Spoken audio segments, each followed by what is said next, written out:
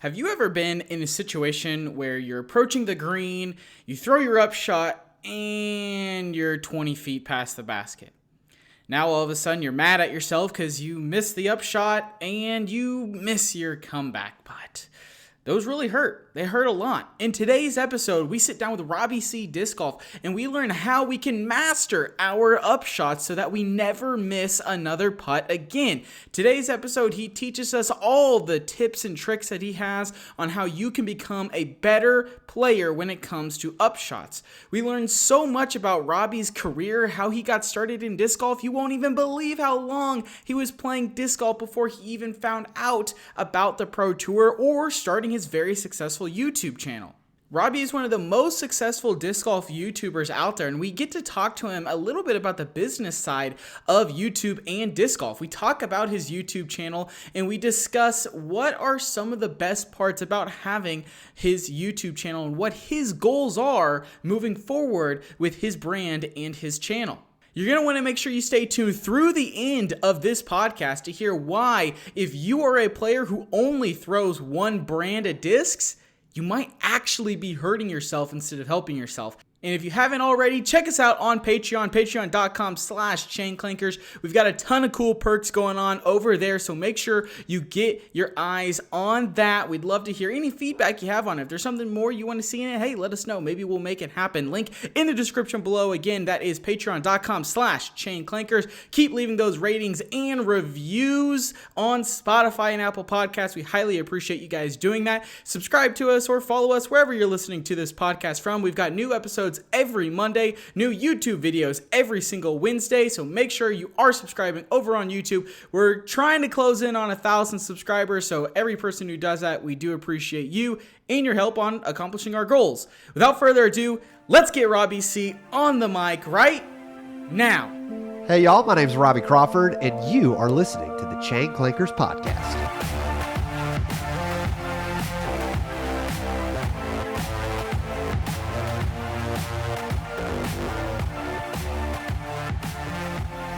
Right, everyone, you've seen him on YouTube, you've seen him on Instagram, the legend himself, Robbie C. He's got them awesome pigs. He's got that awesome YouTube channel. Super cool guy. Robbie, how are we doing tonight, man? You know, living the dream. It's a beautiful day. We got to throw plastic today. So, I mean, how can life be bad when you do that? How did you first get into disc golf? What was the first experience for you? How did you initially find and figure out about disc golf? Yeah, so I played a lot of Ultimate Frisbee in high school. Actually started a little Ultimate Frisbee club with I grew up in a very small town. And so had there was basically the church, the high school, a little private high school, a Publix, and a Burger King. That's what we had. So we felt big time because we had a Publix. We used to play Ultimate all the time. So I went off to college and played Ultimate at school, played Ultimate for my school. And my oldest brother, I have two, my oldest brother got into disc golf. He moved up to Indiana and he was a church intern. And they were like, hey, for youth ministry, we're all going to play disc golf. So he started playing disc golf, had a good time with it. And he was like, Robbie, you need to come up play disc golf with me. So I came to visit, and I could always crush him at Ultimate Frisbee. I was a handler. If you don't know things about there's actually positions in Ultimate and all that. So I was throwing the skilled shots, and he's like, you need to come play. So he hands me a Wraith as my first disc. And he's like, you should throw this. High-speed driver. Okay, cool. Yeah, I throw big shots. Here we go. It was awful. That disc was terrible. So I, 2 holes in, was like, forget this. And I was throwing my Ultimate lid pretty far, but my brother was out driving me. And my brother had never been able to throw a disc farther than me. And so I'm just ticked. I'm like, you know what? These disc golf discs are cheater discs. And so I was like, I'm never playing this game again because I don't like doing things that I'm bad at. And so losing to my brother, no bueno. I come back down to school in Alabama, and my friends that same summer were like, dude, guess what? We got into disc golf. Guys, we're not disc golfers. We're Ultimate Frisbee players. Come on, stick with it. They were like, no, we're disc golfers, dude. So we started playing disc golf. We started playing literally every day, and I went from a Wraith to a Sidewinder, and then I had a Rock. because back then it was like Discraft wasn't on the map. Trilogy, I'd never heard of them. So it was like you go to Dick's, you buy Innova, you're good to go. And I knew like Blizzard Boss, that has a big number on it, but like, nah, fam, I don't need that. So we start playing, throwing a Sidewinder, love it. Fell into the classic trap, bought a Groove because I needed a high-speed driver. Didn't go well. But yeah, so I started playing disc golf, and we would play literally every single day during college. And so did that for 2 years, played disc golf for a long time, and truly just fell in love with the game. I loved the aspect of it's me versus the course, but also I can crush my friends. And I felt really good compared to my friends. But like legitimately didn't know that there was even a pro scene in disc golf for like the first 5 years that I played. Like I saw the names on the discs and thought to myself, I have no freaking idea who that is. Like, all right, cool. Like Ken Klimo, cool. Yeah, like sick. Apparently he seems decent. I like the Beast, so this Barry Schultz guy, he seems cool. But yeah, so that was my journey with disc golf. Was I got into it, played for a long time, or played for several years, and just very, very, very casually. Yeah, I think a lot of people, it's kind of just like a word of mouth. Like it's kind of here something to do, or hey, like we need somewhere to go smoke pot, but we also don't want to sit on the couch. And, we could throw some stuff while we smoke pot. So that's pretty cool. Or I went to the park to smoke some pot and I saw some people throwing and I was like, hey, what's that about? And then that's how they discovered disc golf. I feel like that's like, maybe like 15-20% of people that discover disc golf. 100%. Like, one of my favorite memes that I've seen of ever, and being a frisbee thrower for a long time, is a frisbee is the only object that you can hit a complete stranger with, and it's okay. Like you drill a stranger in a park with a football, and you're a terrible person. But if you throw a frisbee and hit a complete stranger, everyone's like, oh, nobody knows how to throw frisbees. It's okay. So something that's interesting to me about that story, right, is like the 5 years of just being casual with it. I feel like in today's world, like at least for us, because we're fully into it, and a lot of the people who listen to this podcast probably, have they caught the hook. They're being reeled in. And so it's one of those things where like I can't imagine playing disc golf for 5 years without understanding what I understand now. So like when was that moment? What was that moment like for you when it went from like, yo, this is just something I do for fun to I'm going to take this super seriously and maybe there's a career for me? Absolutely. Absolutely. So I played for like 5 years super casually. And then my middle brother told me about Jomez. And he was like, dude, have you heard of Jomez? And I was like, is that a real name? Who is Joe? And he's like, no, Jomez, dude. Jomez Pro. They're recording like Paul Macbeth and Ricky Wysocki. These guys are world champions. And I'm like, world champion of what, dude? This is frisbee golf. Like, that's not a thing. And then that's when I realized, oh, the people's names on these frisbees actually mean something. So we start watching them, and I'm looking at it, and I'm looking at me, and I'm thinking to myself, yeah, we throw exactly the same. Like how I throw and how they throw are the same. But bruh, these guys are throwing like 1,000,000,000 miles, and I don't throw far at all. So I'll never forget, my brother brings, we didn't have like, the iPhones then weren't even that great. So he brings a full-on iPad to the course, and we record ourselves, and it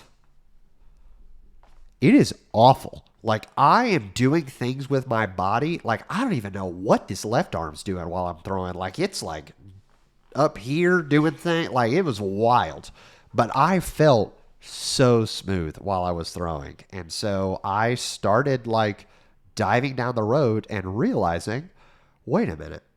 You can change how you grip a basketball to make free throws better. You can change how you swing a golf club to hit a golf ball better. And I played baseball in high school, so I knew, like, okay, when I step into it, I can change how I'm throwing my hands, things like that. But because disc golf was such a hobby and so casual, it's like I had never let it transition into my mind as being a sport. As offensive as that is to the entire world, it was truly like this is a bunch of dudes in the park throwing. And it was so wild because I like knew and had watched YouTube videos about ultimate, but never made the progression over. Like I grew up watching Brody Smith, learning how to throw ultimate shots from him, and I never considered disc golf. And so I'm a teacher through and through. I love to teach people. I was a youth pastor for several years, and so I love to educate. I love to see that light bulb moment come on for people. And I'm a student of everything I do. I always love to learn. So I just deep dove into disc golf YouTube and started learning from Danny, Loop Ghost, Seabass, those guys, and trying to figure out, okay, what does proper form look like? And by that time, I had like 7 years of bad habits that I had built and was so shook by all of it. And it was like so hard to figure out the dip of the ultimate pull and all of these different things. And so I told myself, like, you know what? I would love to help people not fall down this road.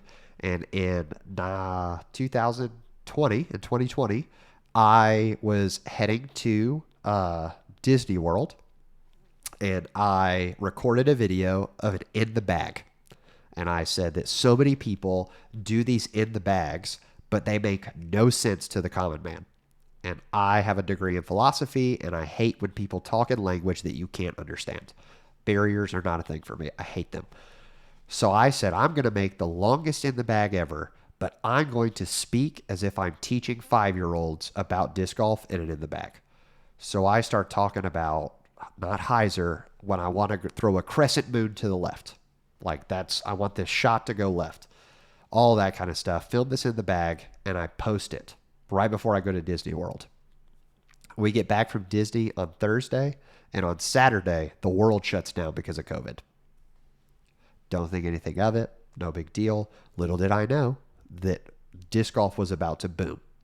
So I'd been posting stuff to Instagram, stuff like that, started growing a following. And whenever I answered questions, I would take and make disc golf videos that I was commonly answering the question because I honestly was so lazy that I got tired of answering the same question all the time. So I would make a video and then I would just send a link to people when they'd ask the question. How do you dye discs? Whoop. Throw it out to them. So that's how I kind of got started and like educating people and making that jump. But I think the biggest thing was when, and really for y'all too, like when's the moment that this turned, like you looked at it not as a hobby, but wow, like I'm actually doing a sport or I'm trying to do something athletic. When we jumped to it, and I think being more competitive, immediately, I think before we even went to go play, Quentin showed me Joe Mess, and like, oh, here's this Paul Macbeth guy, and he's like the best, and he's just showing me all these shots, and when you see it before playing disc golf, it's kind of cool and kind of impressive, and you're like, okay, like he's throwing it, he's getting right there every time. And I think one of the videos that we watched maybe was like his perfect round where he went like down like 17 or whatever. And I was like, okay, like he's getting it there like every time. So it's like impressive, but you also don't know what you're watching. So it's like, okay. But then you go play and you don't understand and like it doesn't make sense. Like, how was he doing that? And, so I think seeing it first and watching it first kind of made it immediately more like I want to play like that, I guess, instead of, playing for 5 years. It's fun. We're doing okay. We're having fun. We're not really doing it competitively, as opposed to, okay, I saw how the top is playing. I saw what is possible. And now we go out and play, and this just isn't acceptable. I'm throwing a hyzer 50 feet in the air and it's just turning. That's not what they were doing on TV. That's not what we were watching, and I don't think that's what I'm supposed to be doing.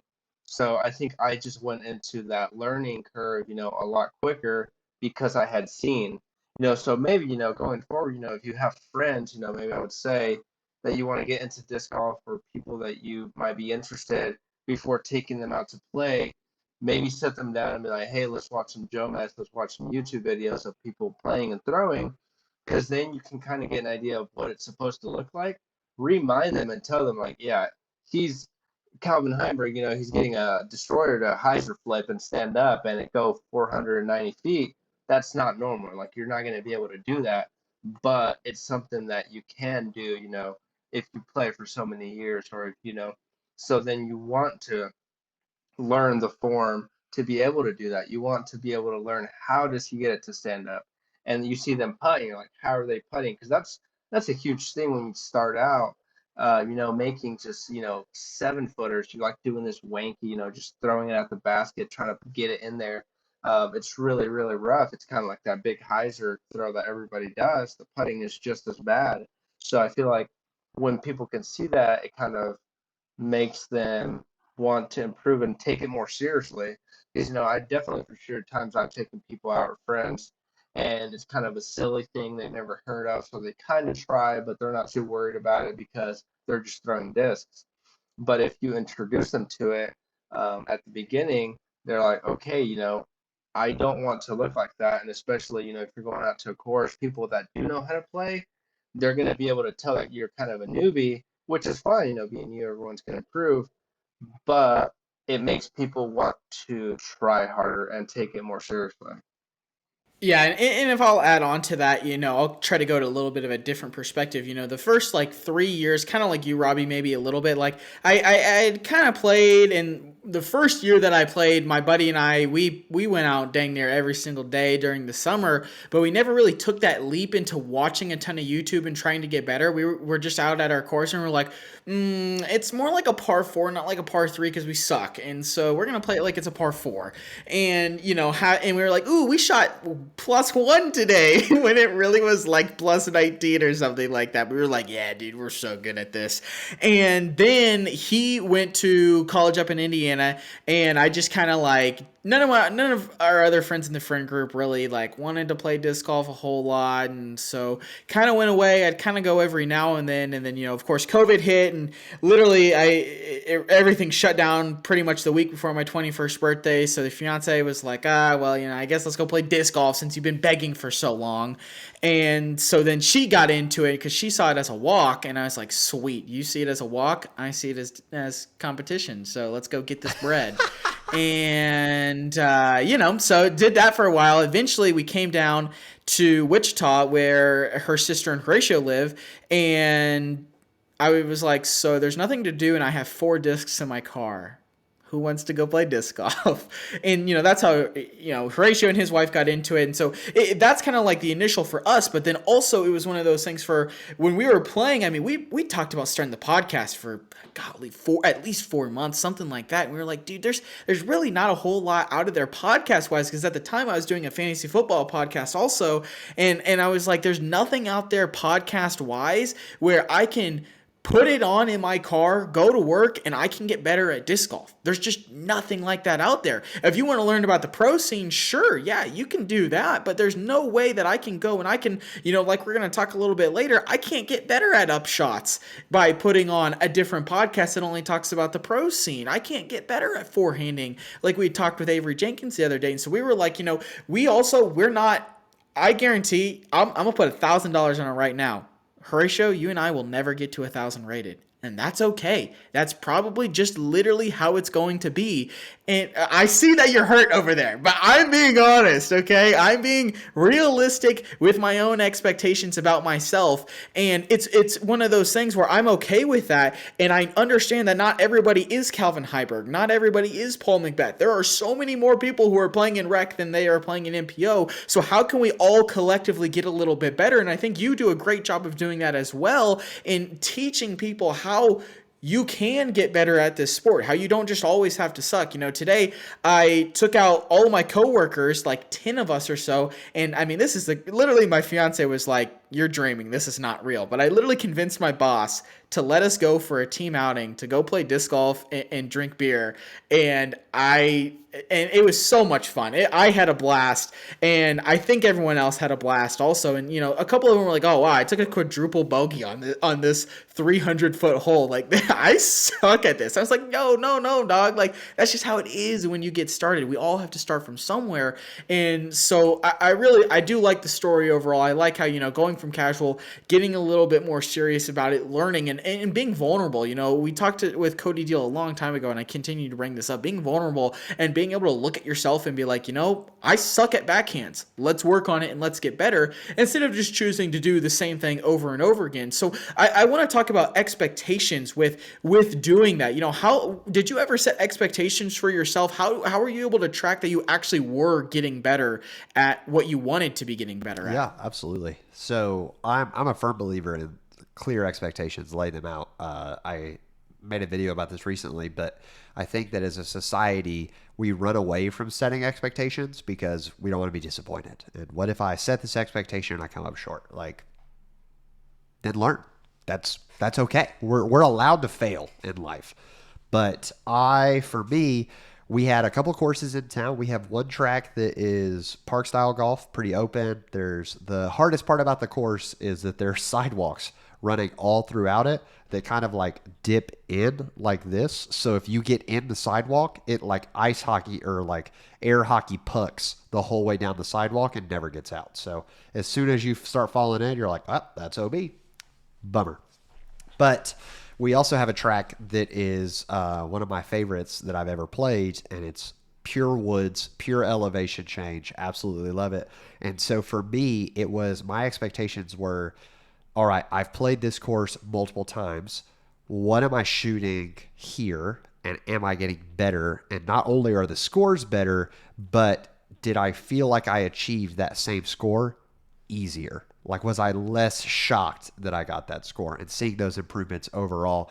So kind of like, you don't know you have a crooked line until you compare it to a straight one. My straight one was, I played this round and I felt really good about it. So I'd write it down. And then 3 months from then, I would come back and I'd play that same course and go, okay, did I play it better today? Did I play it worse? Did I get lucky today? I think that's another thing people don't factor in, is like, we do get lucky, and a lot of times players, especially beginners, when they have a good tree kick, will call it a great shot, and when they get a bad tree kick, they'll call it unlucky.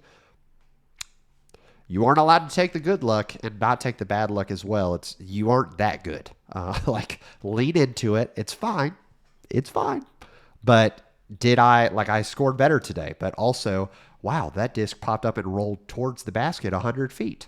No, that was a bad shot, and I need to tell myself that was a bad shot. So I am very positive when I talk to other people about their game.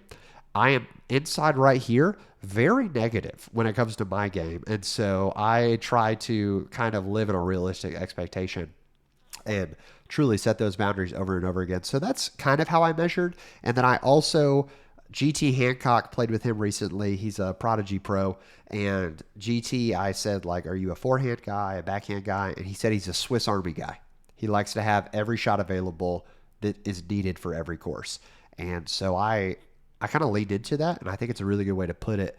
I love to be able to walk into a course. If I need a tomahawk, then I'll throw a tomahawk. If I need a thumber, then I probably will not throw a thumber. The only shot that I feel like I don't have consistently in my bag right now, besides like the big distance shot, is a roller. And that's just because in the South, grass and weeds are like hand in hand. So there's very few courses that a roller actually works because the grass is so thick that it just eats it. So I have never seen a need for rollers, and I also think discs are designed to fly, not roll. So I don't throw rollers. But yeah, that's been my biggest way to measure, is just playing the same course over and over again and tracking it. And then another way that I really like to measure, am I improving, is to look at some discs and say, hey, I can't throw this right now, or when I throw this, it's crazy overstable and it's just like fading out on me a lot. But I come back to that disc 6 months from now and I say, hey, when I throw this now, for a long time, destroyers, you talked about Horatio, like Calvin Heiber flips a destroyer up and you think like, okay, cool. I would love to throw a destroyer on an Anheuser line the entire time, but it ain't going to do that unless it's 120 grams and I ran over with my car 8 times. Like, that just doesn't work. So I can throw race in that slot, but all of a sudden race are starting to flip on me. So am I ready to flip up and like step up and start throwing destroyers, things like that? Like, am I actually seeing flight characteristics of the disc Who knows? So I think that's another really good measuring stick that a lot of people don't think about is that there were discs that aren't meant for you as a beginner, and that's okay because there's 8 billion discs. Go find the ones that work. Then come back to them and shock yourself that we'll go to the Discraft fans. That stalker that you thought was really overstable, all of a sudden you're actually seeing it turn and fade with you. Fantastic. There's room for that stalker early on, but it's going to be a different shot. Yeah, I love that, and I think that's one thing.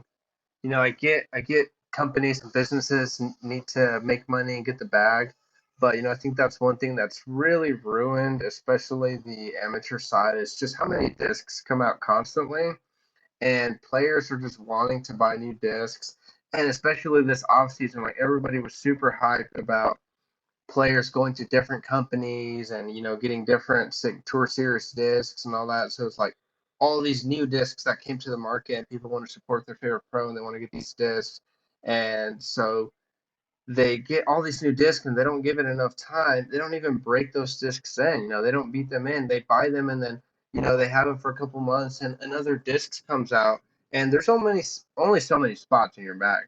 Even if you have the biggest bag possible, there's only so many discs, and so when you buy a new one, you're like, I mean, you're not gonna buy your new disc and be like, that's a cool disc, but my bag is good. I'm not gonna put it in there, and so people put those in there. They have it in there for a few days.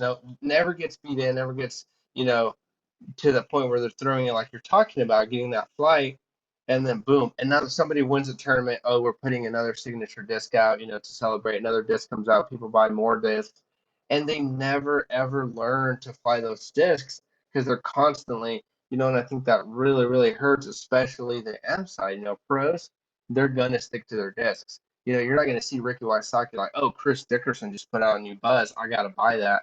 Or Ezra Aderhold just put out a nuke that bombs. I have to buy that. No, they're gonna stick to their bag. It's funny, pros are sticking to their bag. They put their in my bag of 2022 or whatever. They're sticking to that. If they go to different courses, they're gonna throw in maybe two or three different discs that cater to that course. But you'll see some players that are like, yeah, like I've been throwing this Firebird or whatever it is since like for 10 years. I've had this in my bag, for 12 years.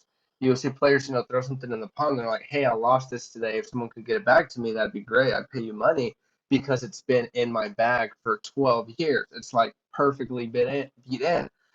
And so you have them, the top of the game, having holding these discs for that long because they finally figured out to fly them perfectly. But then you have the M side getting all these discs pushed on them, and they don't even have a disc in their bag for like more than a year. And you can't beat in a disc if you play on the weekends. You can't beat in a disc and fly it how it's supposed to in less than a year. You have to spend time with that disc and get used to it. So I think I hate seeing that, and I love seeing the sport grow and companies making discs and making money. But I think that really really hurts the business.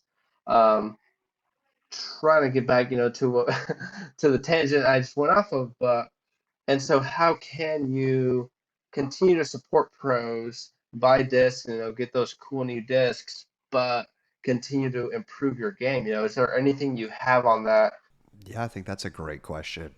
One of my favorite things to do with discs in general is I love playing one disc rounds because I think that especially if you walk up with, I know y'all are upper part guys, so you have your shift bag and you've got that thing stocked full of what, like 20, 23 discs, something like that. So that's a lot of options when you're stepping out to a course. And when you're playing for comfort, you probably won't even pick like there's probably half those discs you won't even use during your round, especially if you're at a course that you play regularly because you walk up to hole 12 and you're like, boom. I know, Horatio, you're a Discraft guy. So like, oh man, this is my meteor hole, baby. Every time I play this, I'm throwing a meteor. So even if you have someone comes out, MJ comes out with a Comet, and you're like, man, I'm curious about trying the Comet, but it never gets a chance because if you throw something other than your Meteor, you're uncomfortable already, which means you're probably not going to throw that Comet to give it a fair chance anyways when you go to throw that. So I love just stepping out into full discomfort and being like, all right, cool. I'm just playing with this Comet the whole time. You go out there, you throw it on every single shot. So that way you beat it in a little faster because it's not going to go well. And also, you learn what the disc can and can't do. So for our weekend warriors who only get one round, I think that's a great way to lean into it. But I also think at the same time, like if you're looking to support the pros, it's okay to buy that disc and hold on to it for a little bit because it's not perishable. I mean, I know that's one of Jesse's biggest things over at Trash Panda is like, it's not perishable. So when we have all these new discs, like we're just adding more and more plastic to the world. But I think it's okay to like sit on that, come back to it. And then especially if you're a tournament player, shifting your bag around all the time is never going to get you consistent results to climb in your rating and climb in those things. But if you just play for fun, I know Joseph at Another Round makes a lot of content. Love it. I'm pretty confident that Joseph has a new disc in his bag every single day. But Joseph's also a really good player, and Joseph also isn't playing competitively. So I think you just have to decide, like, as an amateur, is my goal to enjoy the sport as much as possible? And if that's the case, go try whatever you want. Play those one disc rounds. If your goal is to improve, you nailed it, Horatio. Stick to it. Find those discs and don't rotate and lean into them and figure out what a beat-in disc flies like. Yeah, I think that's such a good tip. And if you like tips like that, if you like what Robbie's been saying so far, hey, make sure you check out his YouTube channel. It's Robbie C Disc Golf. Hit him with a subscription. Hey, you probably already subscribed. My guy's closing in on 30,000 subscribers over there. So big congratulations on that. And I know I've had some discussions from other people, and they wanted me to kind of go down this path a little bit. So I'll skirt here for a hot minute. So you said that you uploaded the first video, the In the Bag. I can see that it says it's 2 years ago, right? So talk me through 2 years ago. Did you ever think you were going to have 30,000 subscribers? And what's been the key to your success on YouTube? The key to the success is that the people of disc golf are amazing. So let's just call that what it is. Did I ever think I was going to do it full time? Absolutely not. I have talked on the phone with Jesse over at Trash Panda. We talk every week, and we try to. Life gets busy, and so we started talking in January of 2021. And he said, "Hey, do you ever think you're going to do this full time? Because I'm doing Trash Panda full time." And I was like, "Heck no, dude! This is a hobby. Like we're having fun with it." And at that point, we had a little over 1,000 subscribers, so not a huge following, anything like that. And my goal, once again, was just to teach. So I started uploading in March. I think by June, I had uploaded like 5 or 6 videos. It wasn't a ton. I wasn't very consistent in the beginning. And I started uploading once a week. And I told myself I have to act like I'm a professional without seeing any of the results. I have to upload consistently. I have to I can't do copyrighted music. I can't play that game. I have to act like a pro and do this. But one of the biggest things that I learned on YouTube, and once again, I try to be a student of everything, is I just started watching videos on how to succeed on YouTube. And I looked at some of my favorite content creators who aren't YouTubers and looking at some of what they do and leading into that. And when I learned that YouTube is a search engine, that changed the game.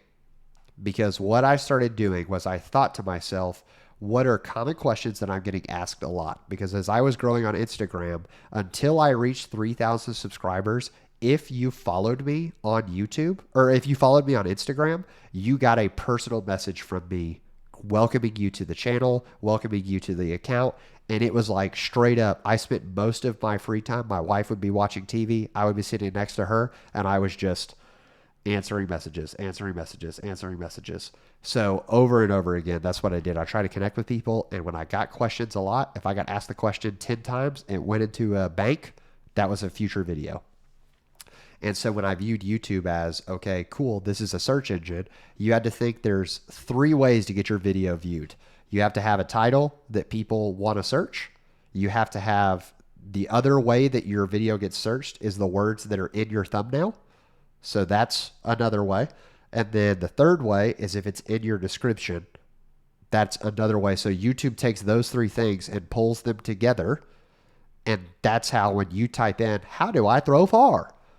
That's why if you ever want, like if you want to start a viral YouTube channel, make a video about throwing far because everybody watches those. Like, oh, I started throwing 100 feet farther in one day. Kudos to you. Don't know if that's true, you either throwing really poorly or you have a secret. The straight truth.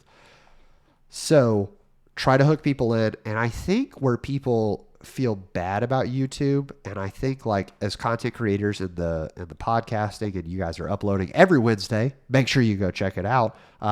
You guys are doing this. People are afraid of the word clickbait. And maybe I should lose sleep at night over this, but I don't think it's a bad thing. If you are using clickbait to bring someone in, the only way it's bad is if you don't deliver. If I tell you this tip is going to revolutionize your game, and the tip is you should buy Frisbees, you should never trust me again. I have lost your trust as audience. But if I'm telling you like how to park your upshots, never have to putt again, like whatever it may be, if I believe I'm providing the quality of material that answers that, I believe I provided value.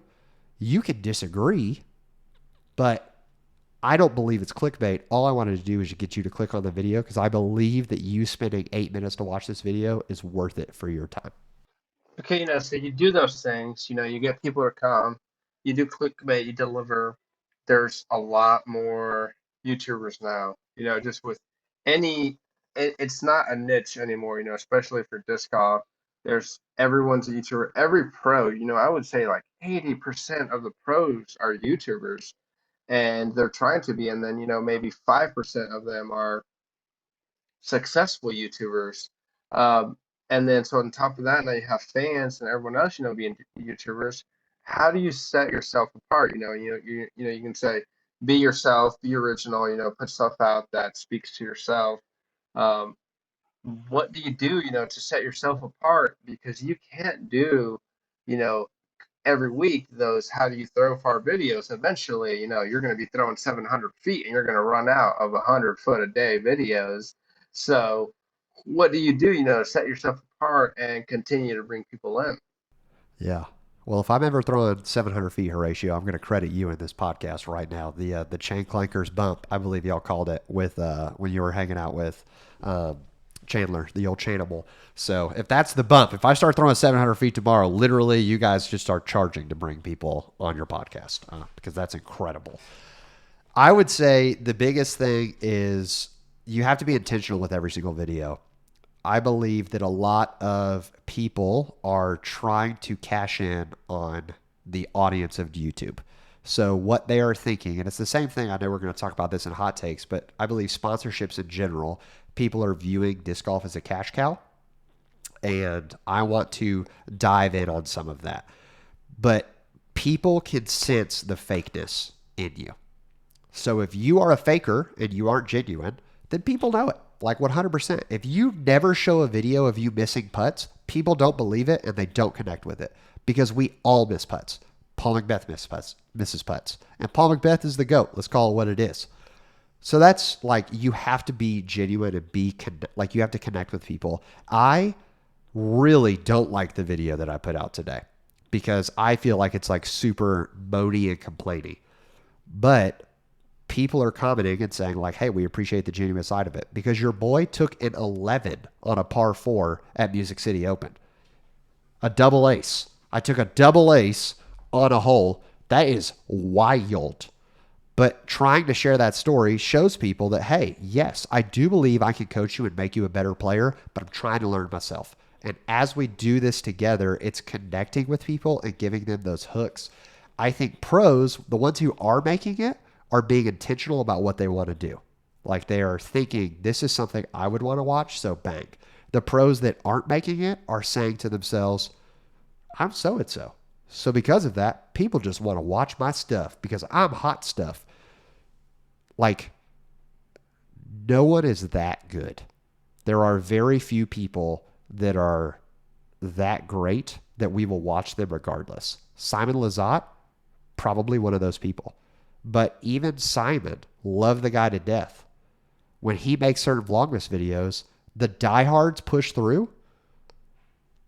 But I think a large amount of his audience doesn't follow and watch those videos from front to back because There are times where he's just putting it out there to make content. And that you can't do.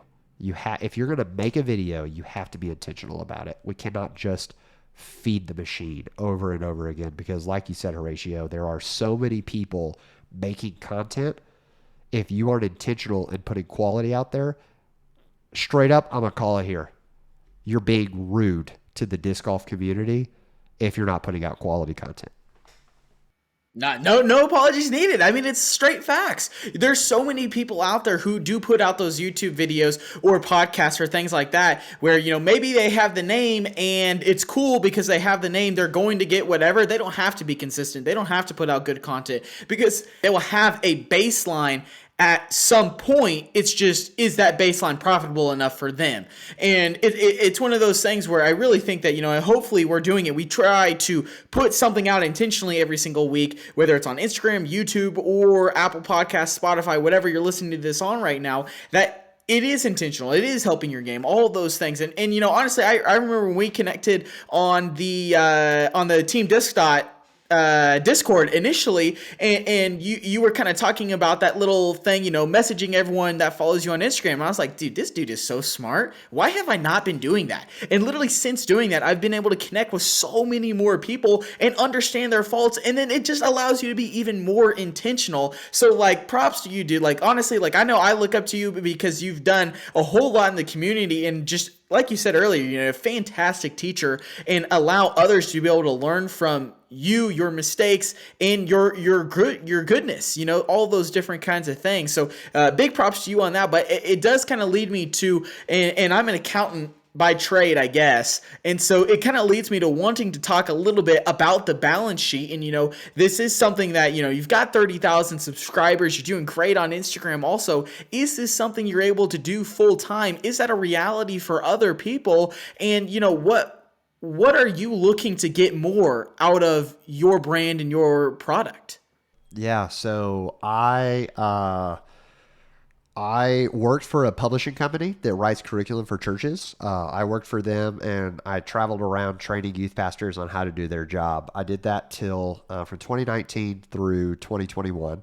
I got called into my office January 2021 on a Friday, and they were like, hey, by the way, we can't afford to pay you anymore. So we need you to pack up your office and head home by lunch. That's going to be a proper yoinks. Okay.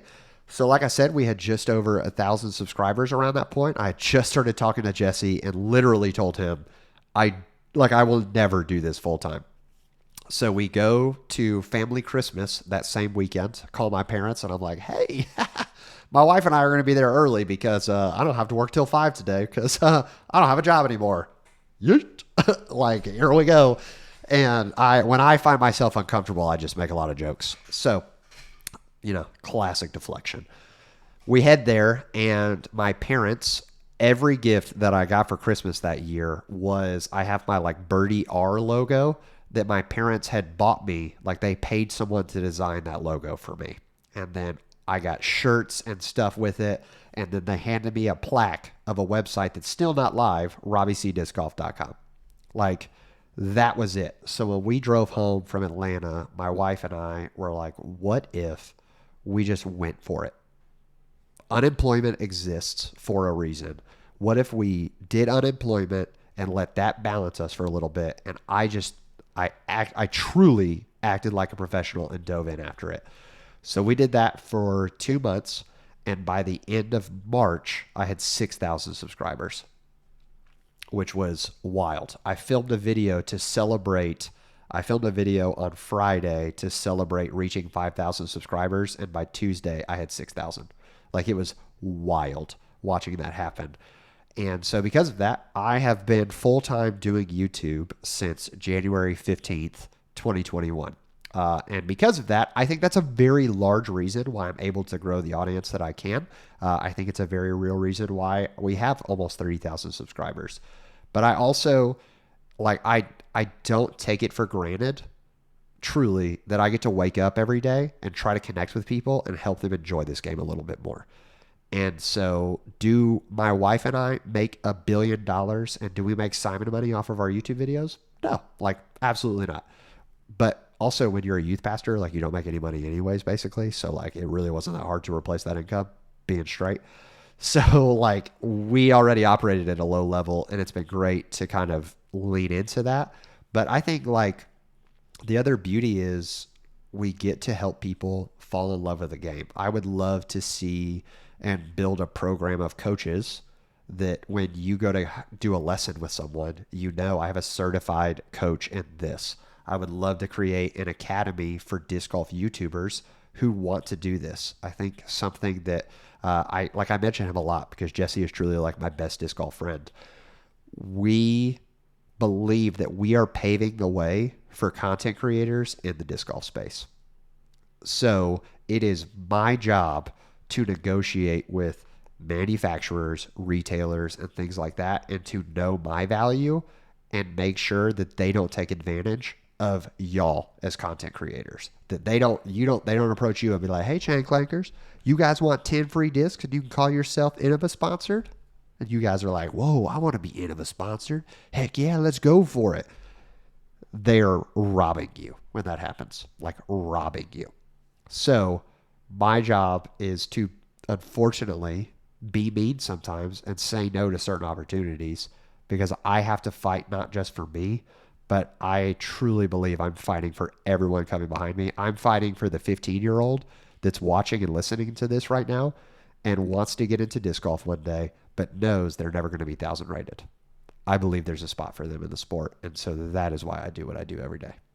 Definitely we need more of that. Being a solo sport, you do play doubles, you can play those casual rounds with friends, but at the end of the day, it's a solo sport. You go to a tournament, it's you for yourself and it's you for your rating.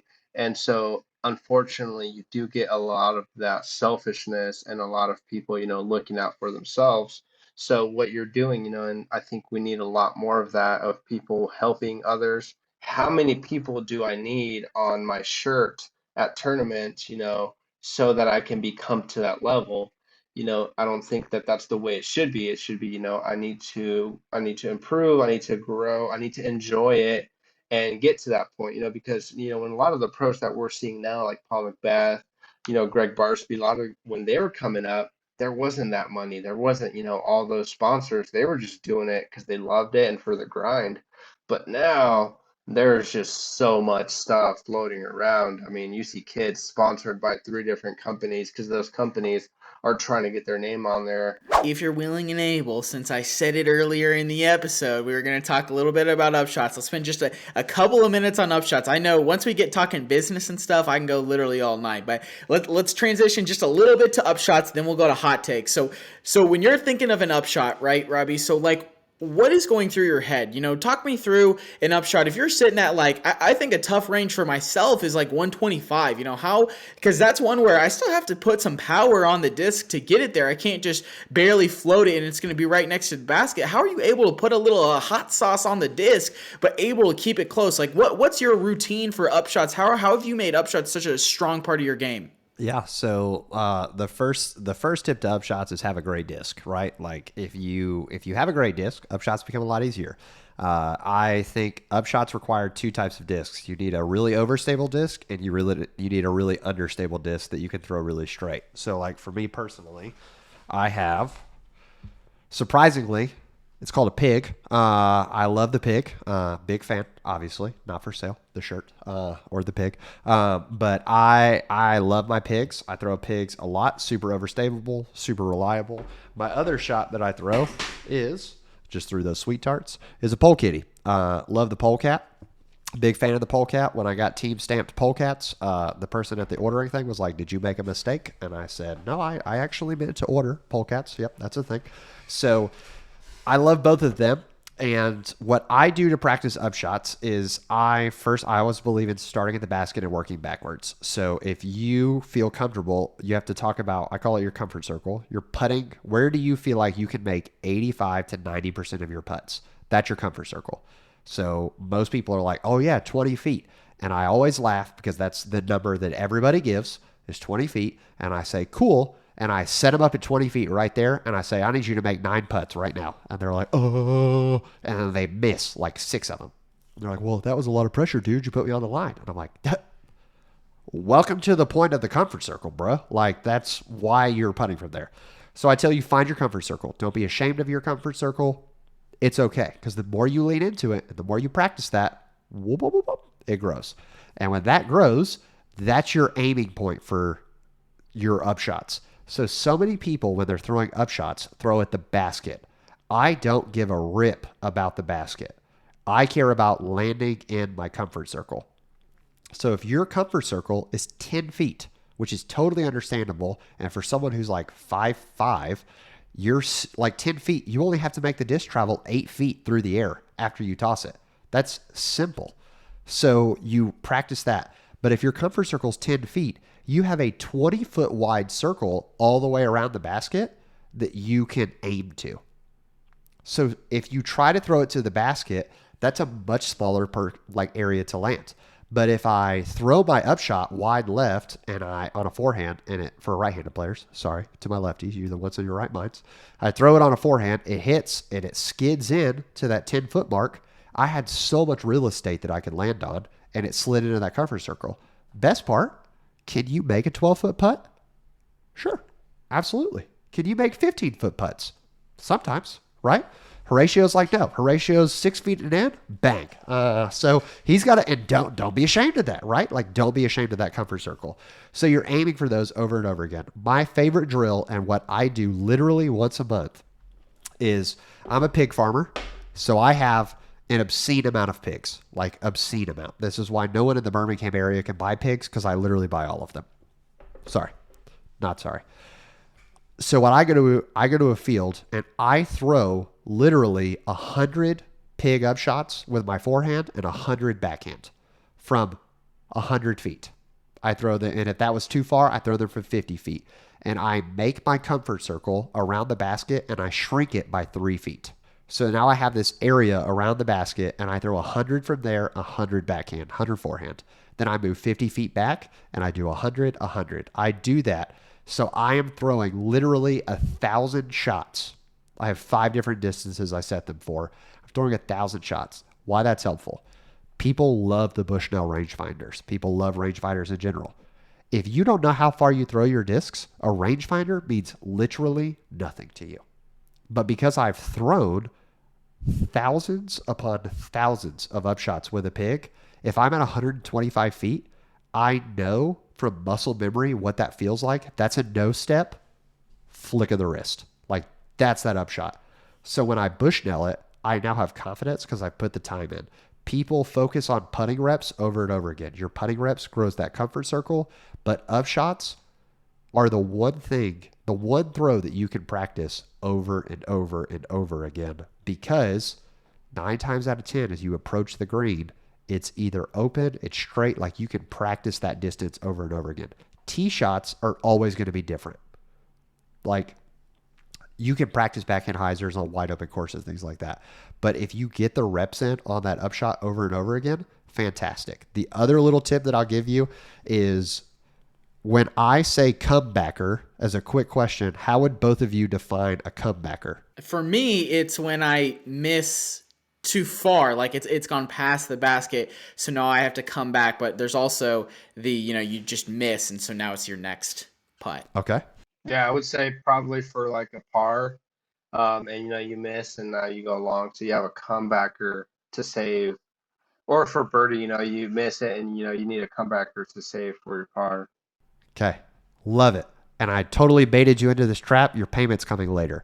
People hear the word comebacker and immediately associate it with a miss.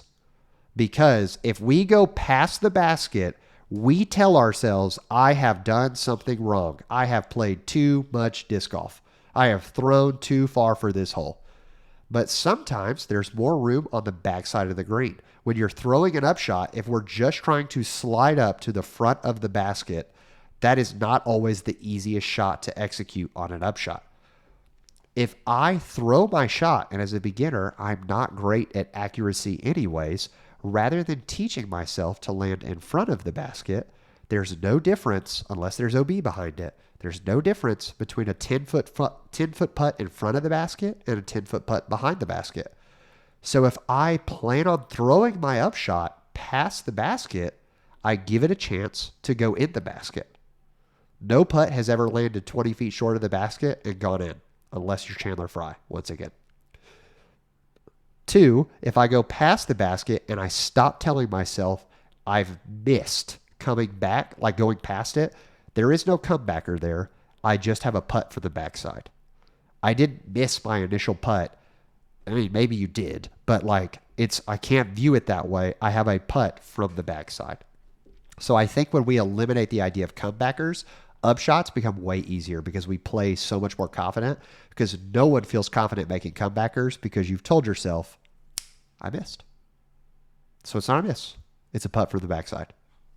And that's so true, because there has never been a singular time that I have thrown past the basket and I've been happy and I've been like, yep, I meant to do that. It's literally every single time that I've been playing disc golf for the last 3 years, I've been like, I have missed what I intended to do. And I think it's also interesting because I've talked about on the podcast and on Instagram before of, you want to have that landing zone spot, kind of like you were talking about with your comfort zone. You want to have that. So if you land 10 feet around the circle, it doesn't matter where it is, you're in the zone. But for whatever reason, every time you go past, there's a negative connotation about that. And that's literally true. And I guarantee I'm not the only one who's having this thought right now. And I think that's something that literally you might not be able to fix your form tomorrow to throw 500 feet. But you know what you can do? You can go out to the course with a better mental mindset, and you can go out and the next time you're 20 feet past the basket, you're like, you know what? I now have a tailwind putt. I intended to do that.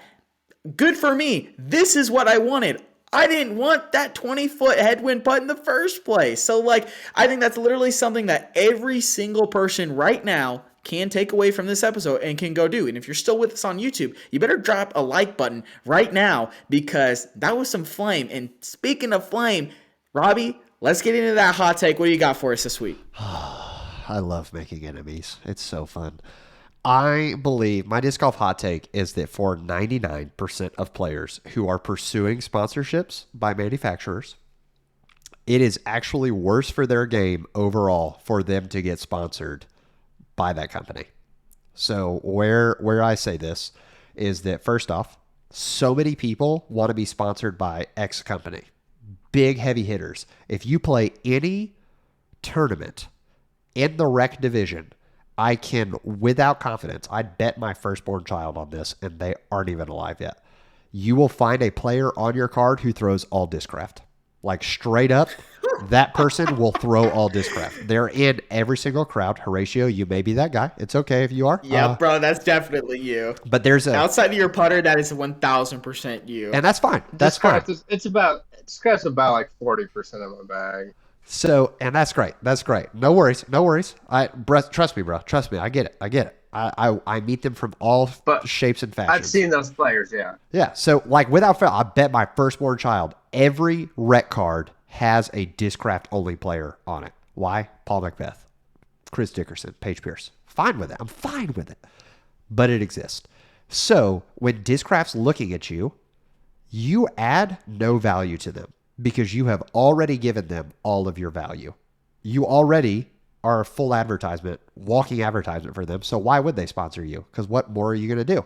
You're already talking about them on social media. You're already throwing their stuff. You don't do anything for them. So it's not helping you get a sponsorship.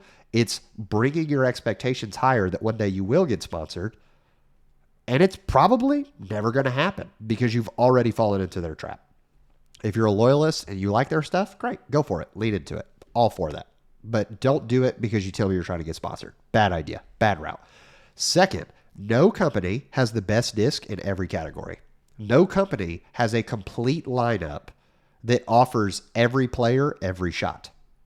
Firm belief. You look at I can point out weaknesses to every single lineup that exists. And trust me, that's coming from a guy who's born that bears the wings on his back. Innova doesn't have a complete lineup. Discraft doesn't have a complete lineup.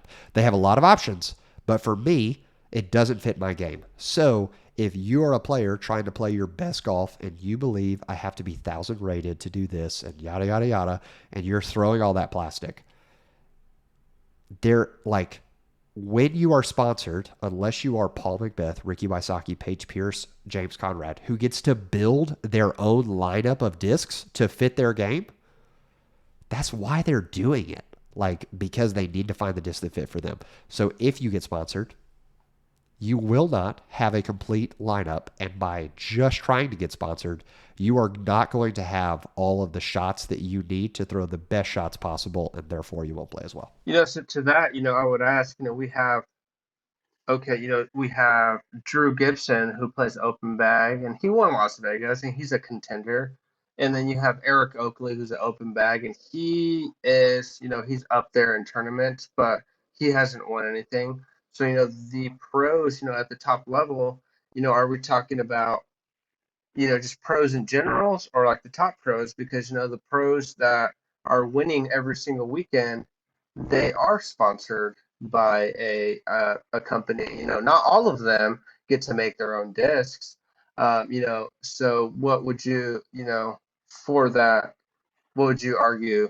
Yeah, so I think this applies to people seeking sponsorships is my hold on it, because I believe the best players in the games, the one you're talking about, can make anything work. If you It gave doesn't them, matter. you gave them a Franklin Discs sponsorship and put them in a local C tier, they are still going to murder you on the disc golf course. Speaking from experience, having seen those jokers throw in person and having to compete against them, I like Ben Calloway could have been putting with literal bricks and still done so good. GT could have done it. Logan could have done it. Like the people I played with could have done it. So I think they are the anomaly for them is it doesn't matter what they're throwing. It's why Chris Dickerson, who everyone thought was a prodigy for life player, stepped over to Discraft and hasn't lost a Silver Series that he's played in. Why? It's not the plastic. It's the player.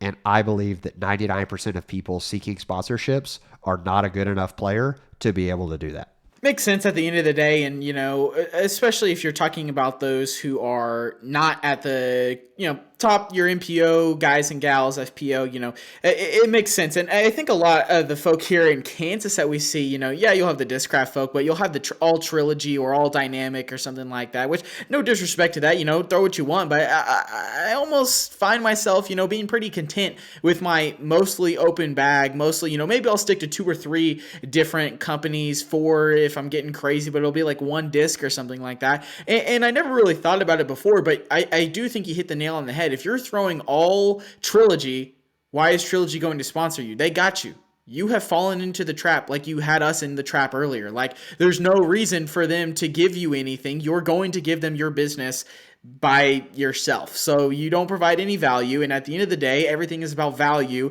in business. And so, yeah, those points make sense to me. I don't have any more to add to that. Let's get to the ace round. If you're new to the podcast, these are the same 5 questions that we ask every single interview guest. And just to see how the answers differ, maybe you'll hear something you haven't heard before. We've had some fun stories in this one. The Matt Bell story about getting in a helicopter before a round and rescuing people in the river. Who would have ever seen that coming? But Robbie, let's get into the first question. Horatio, start us off. Yep. So first question, you're taking a new player out to get their first set of discs. You're only recommending them buy 3 discs. What putter, mid, and driver would you recommend them buy? Absolutely. So, putter, I'm going with the Discmania Sensei. Love it. I think that it's a phenomenal disc.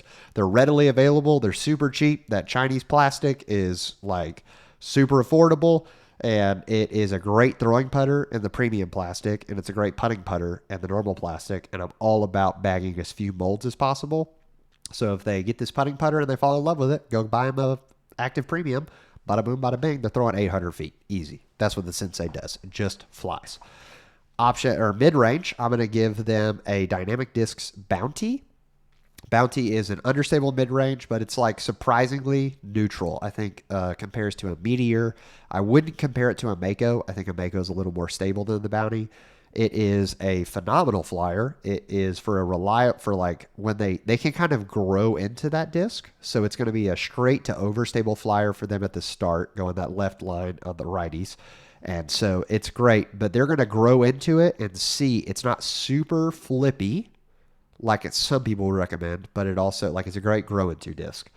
My driver recommendation is to not get one, but you have to, right? So for the sake of the question, we're giving with a Valkyrie for 3 reasons. 1, the Valkyrie is just a dope name. Like, and anything that, like, it has some dope art on it, and a beginner's going to look at that disc and be like, dang, that's a sick looking Frisbee. I think I can throw that. 2, it's really great for beginners. I would get a lightweight one. I would get one around the 165 range because I don't want it super heavy. It's a 9-speed. Could be a little too fast for a beginner, but it's another going to lean into it a lot. And what I like about the driver, the 3rd reason, is that they skip like a beast when they're new. If you get a Champ Valkyrie and you throw that thing on some hyzer, it'll go out and it'll skip. It's fantastic. And yeah, so those are the 3 that I'm recommending. We know somebody on this podcast loves the Sensei, and it is not me. So good shout there, Robbie. That was a good one. Second question we got for you. What is the favorite disc golf course you have played and one course you have yet to play that you want to cross off the bucket list? Yeah, so favorite course I've played, probably uninventive, but it's actually our local track that I mentioned earlier. It's called Inverness Disc Golf. It's like a top 5 course in the state of Alabama. Super wooded, crazy elevation. We've got amateur pads and pro pads. It is like the ideal tee boxes for playing in the woods. The overgrowth doesn't come on them at all. They're super clean. They're like 12-foot pads, so there's plenty of space. Absolutely amazing. If you play from the pro pads, even par from the pro pads is like over 1,000 rated. So super challenging, super technical woods golf, and I am a big proponent that disc golf was designed to be in the woods, because if you can hit lines in the woods, then you can hit lines anywhere else.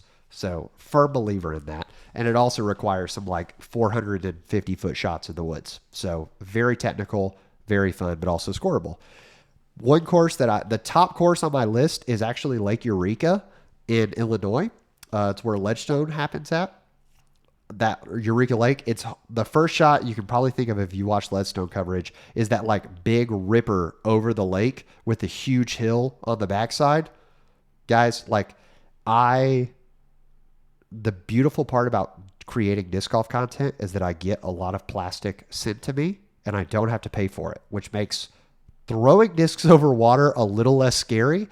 So I totally get that. And it's super spoiled. And it's like one of the only things that spoils me is I'm like, yeah, why not? I'll just throw the best disc that I can over that water. There's only one disc I won't throw over water, and it's my precious child, which is, you can guess it. It's a pig. This pig right here. This thing never goes near danger. But yeah, Lake Eureka, love it. I think it's a phenomenal course, and it's absolutely at the top of my list to play one day. But I got to learn how to throw farther because I would not clear the water. Yeah, some of those courses are very deceiving. They're like, oh yeah, I would love to go and play that course, and you get out there and it's like, I can't. Why am I here? But yeah, I get that. All right, next question we got for you here is one tip you would give to yourself just starting out. Yeah, one tip I would give to myself, I think the easy ones are like don't throw drivers and throw slower speeds, throw lighter weights. Lame. If I were to give myself one tip, it would be, I think you nailed it actually, Horatio. I would tell myself to watch disc golf YouTube faster. Like I would have introduced myself to disc golf YouTube way faster, because I believe if I had been playing the sport for 10 years now and actually knew for the first 7 that I was allowed to change my form, I actually don't doubt that I would be 1,000 rated at this point. Like very true. But because of that, I just built like terrible habits and I had no idea there was a right way to throw. So I set myself very far behind. Yeah, makes sense. Fourth question we've got for you. What is your favorite memory playing disc golf? Yeah, I would say my favorite memory is I played a tournament in 2020. It was September of 2020. We had just reached 1,000 subscribers like a week before. I went to a tournament over in Georgia, and I am like the tournament ends. I played okay. I didn't come in last, felt okay about it. And I'm like, just, I'm not sulking, but I'm not like stoked about it, just laughing or whatever. And this dude comes over in this group and they're like, hey man, can you take a picture for us? And I was like, absolutely. So I go to take this picture and I snap the photo. And when I go to snap the photo, I was like, all right, everybody, on 3, 1, 2, 3, leave you with the birdie. Snap the photo, which is how I close out all of my YouTube videos. But for now, I'm going to leave you with the birdie. I say that, I've been making YouTube content thinking that no one actually cares. Like, it's just me talking to a camera. Here we go. And the guy in the photo, his jaw drops. And I'm like, hey, do you want me to take another photo, dude? Like, your mouth is hanging open. And he's like, bro, are you Robbie C disc golf? I have never felt more important in my entire life. I was like, holy cow. This dude knows who I am. The air starts filling my head, and I feel like I'm about to pop because it's like, oh, man.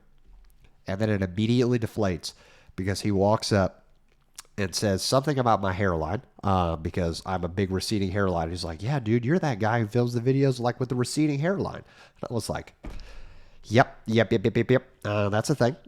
And then he tells me, hey, I just won my division and I used one of the tips you gave me in your most recent video. And that is when I knew that it was worth the grind that we were putting into the videos. It was worth the late nights of not hanging out with my wife because I needed to edit a video and get it out to people. And I wasn't really making any money at that point. I like making pennies off of the YouTube partner program. And it told me, like, you know what? You're never going to be the best player in the world because you do not have that drive or that effort to become the best player in the world. But you actually can make a difference in this sport if you care enough. And so it was that conversation. The guy's name was John, and I will never forget him. Receding hairline, deflated. Hey, we won. All right, cool. So I'm hideous, but also apparently I can teach disc golf. So who knows? Who knows? Hey, you have a recognizable face or image about you. You want to YouTube. You want to be recognizable, I guess. So you got that going for you. You don't want to be a plain Joe. But that's awesome. Yeah, that's definitely something really cool. We played tournament this last weekend, and Quentin was super excited about it because we had some people. Or last tournament he played, some people come up to him, just recognize him and say, hey, what's going on? Come up and say hi. And that's awesome. We love chatting with our fans, and it's super cool when we see the numbers, people listening, and it's like, okay, that's the numbers, people listening, but you don't really think that people are actually listening. You don't believe it, but when people come up to you and say hello and ask, like, okay, so maybe those are real numbers, and Quentin isn't just buying views from China somewhere and pushing these out. So that's awesome to see. But yeah, really, really cool. And, hopefully, that just continue and people, continue, 30,000, it's going to continue to happen. And, I don't know what Elon Musk did, but he got his hair back. So, if he did it, maybe 100,000, maybe you can get a sponsor for, But last question we got for you here is, what is the biggest mistake you see new players make? Biggest mistake I see new players make is that they care more about cool tee shots than they do. They spend more time learning how to throw far than they do learning how to putt well. I know, like, and listening to y'all in the past, one of the hot takes there, I don't even know it was a hot take, but I know I've messaged Quentin about this before, I believe, is the question of, like, would you rather make all of your putts in 30 feet or would you rather throw 100 feet farther? And, like, oh man, I love that question because you look at the top pros in the game, like 100%. And I know, Horatio, you've talked about this before. So, like, the top pros in the game, they're all making those putts. But the difference is who's getting a chance to make those putts, right? So I think if you look at MPO, it's hard to see that difference. But where I see this, like, the most is FPO and amateur divisions. And I'm not offending. I'm not trying to say that FPO is an amateur division. No. But I think Evelina Salinen's season this year is 100% showing how important it is to be decent at putting. Not even great, decent. Like, she is most strokes gained tee to green every single event. And she's like last place in putting every single event. And Evelina has yet to win a Pro Tour event. If Evelina was halfway up the field in putting, like, she wasn't the best, but she certainly wasn't the worst, she would have won, like, every event she's played this season. Unmatched. Because even the best players in the world cannot park their tee shot every time. But you don't have to park your tee shots when you can putt. You don't have to be great at throwing upshots when you can putt. If you work on putting, upshots are easier. If you're great at upshots and putting, drives feel easier because you can recover. So I would tell people like it's way more impressive. It feels more impressive to throw a great drive. But if you throw a great drive, I throw a 100-foot shot, and then I follow another 100-foot shot, and we both take a 3, I do not care what your drive looked like because I will never remember your drive. I will always remember the last thing you did on the putt, which is you were terrible at putting. So, like, lean into putting, and it's the other thing that you can practice so much because a 10 to 15 to 20-foot putt is probably the same on every green. Like, there are way less greens that it's going to be different. So you can practice it, lean into it, and hey, I mean, I think we have a vested interest in becoming better at putting. Hit it with that code. What's that disc code, dog? I'm glad you said something. I was literally just thinking of what my transition was going to be there. Yeah, promo code Chain Clankers, save yourself 10%. Or Robbie, what's your code? Robbie C. RC Disc Golf, but don't use my code. Use their code. Use their code. Fans, people listening, use Chain Clankers. Don't use that RC Disc Golf code. Get that trash out of here. Chain Clankers for life. We do appreciate it, but I was literally thinking though when you were saying that, I was like, my girl, she got to talk to Rick and Tasha. We got to get her on the team or something like that, and we got to change. I mean, look at what happened to Garrett Gerthy. Literally, my dude starts using disc dot, and the next thing you know, he's all of a sudden not a terrible putter anymore. So, Evelina, I'm just saying it. You're not listening to this, but if you happen to know somebody who knows Evelina and you're listening to this, let her know and let Rick and Tasha know, and let's get something going there. But hey, Robbie, this has been so much fun. We really do appreciate your time and just being able to learn from you and connect with you. It's been a ton of fun. Where can people continue to connect with you, follow your journey, watch your YouTube videos? Absolutely. You said it before, Robbie C Disc Golf, ROBBIE. There's another fantastic Robbie C DG out there. He does all the polls, or Robbie Corns. If you message him, I regularly can message him as well because people think we are the same person. We are not. Robbie Corns is infinitely better than I am. But Robbie C Disc Golf, ROBBIE on Instagram and YouTube. So love to hang out with you guys, and always shoot me a message. I promise I'd do my best to try to get back to every single one of them. Yes, thank you so much. Thank you for taking time to sit down. We're not regularly in Alabama, and I don't think you have any reason to come up to Kansas, especially with what I told you. But if we ever are down there and you have some time, we would love get around in, get some brewskis in or whatever it is. Super fun. Everyone, seriously, go check out his YouTube channel. It's a ton of fun, and you can take a bunch of stuff away from it. Pigman. I might have to check out a pig, just after watching your YouTube videos and listen to you, if I can find one. Apparently, if you like birdies, get a pig. If you like bogeys, get a zone. I'm just saying. Is that pretty much what it is? That's what I figured. Bird or a pig in a zone, kind of the same thing. The small add-on is that zones fly like a mid-range, pigs fly like a putter. So you have to throw a zone hard to get it to fly like you want. Pigs, you just can touch them, and it's like, oh man, it's next to the basket, crazy. That makes sense. Yeah, my buddy just recently got a bird, and it's the funniest thing ever. And he likes it. He sometimes likes it, sometimes, but it's the weirdest. It's the weirdest disc, but it's been working. But anyways, we could talk disc golf with you forever for sure. Again, thank you so much.